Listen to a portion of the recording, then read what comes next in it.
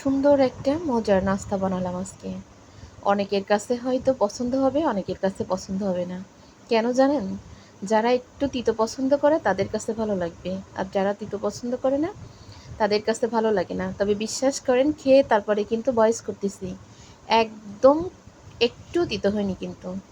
বেশি করে পেঁয়াজ দিছি, কাঁচামরিচ দিছি, জিরে দিছি, আর হচ্ছে রসুন দিছি। দিয়ে একটু ব্লেন্ডারে করে আদা বাটা করে নিচ্ছি। দেখলেন তো অনেকখানি কি কিন্তু মশলা দিচ্ছি। দিয়ে চালের গুঁড়া দিয়ে আর ওই যে গেমি শাক আছে না, তিতো যে গেমি শাক, ওইটা দিয়ে সুন্দর করে একটা ডিম ভেঙে দিয়ে মেখে তারপরে হচ্ছে চপ বানাবো।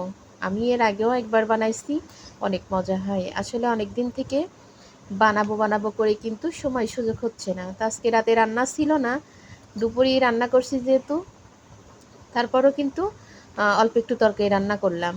কারণ দুপুরের তরকারি আছে একদম অল্প একটু। তা ভাবিছি রাতে ডিম ডিম টিম কোনো একটা কিছু ভাজি করব। ২-৩টা ডিম ভাজি করলেই কিন্তু হয়ে যায়। যেদিন দেখি তরকারি কম থাকে ওই দিন হচ্ছে ২-৩টা ডিম ভাজি করি, বা ডিম পোস্ট করি, ঝাল পেঁয়াজ ভাজি। মানে ডিমই, মানে তরকারি কম থাকলে ডিমই হচ্ছে তারপরের খাবার হচ্ছে ডিম তরকারির পরে। তো ভাবলাম কি যে না, আমার খালা ওই যে শাক পাঠাইছে, কলমি শাক, তারপরে কচুর কচুর বই। তো ভাবলাম তাহলে কলমি শাক দিয়ে এই ৩-৪ পিস মাছ দিয়ে কাটা দিয়েছিল আলাদা। তা ভাবলাম অল্প একটু করে তরকারি রান্না করি, ছেলেরা না খেলেও তো আমি খেতে পারবো।